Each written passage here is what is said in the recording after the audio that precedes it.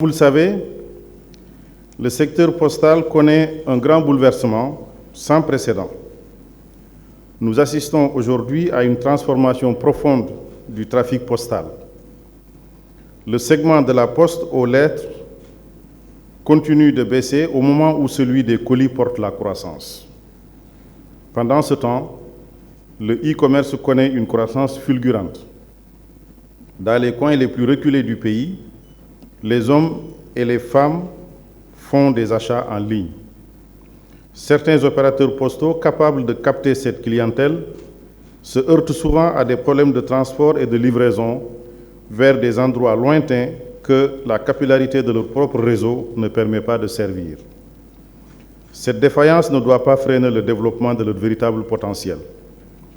Figurez-vous que les postes françaises, américaines, marocaines, ivoiriennes, saoudiennes ou même des opérateurs postaux privés internationaux comme Mail America développent leurs activités au Sénégal en s'appuyant sur notre réseau postal et pour coller au thème grâce à l'interopérabilité de notre réseau.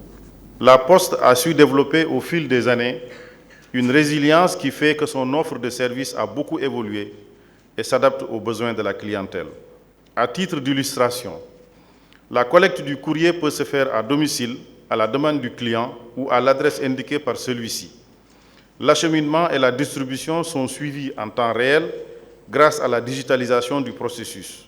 Le client a la possibilité de suivre son objet de la collecte jusqu'à la livraison finale. À côté de ces innovations, la Poste prépare en 2024 la mise en œuvre d'un ambitieux et structurant projet de modernisation de ses principaux bureaux d'échange pour en faire un important hub sous-régional du courrier. Dans ce cadre, d'importants investissements seront réalisés. Le budget alloué cette année par l'État à la Poste et les fonds pour l'amélioration de la qualité de l'Union postale universelle seront exclusivement consacrés à cet effet. Monsieur le directeur général de la RTP, distingués invités, en vue de se hisser vers les plus hauts standards internationaux de l'Union postale internationale, universelle plutôt, la Poste du Sénégal envisage de se soumettre à la certification aux normes de sécurité pour tous les objets, qu'il s'agisse des lettres, paquets ou colis, qui lui sont confiés, mais aussi pour les installations et les infrastructures essentielles qu'elle exploite. Cette belle initiative, à savoir l'interopérabilité et le partage des infrastructures dans le secteur postal, met en lumière le rôle fondamental du régulateur, l'harmonisation des relations entre opérateurs postaux.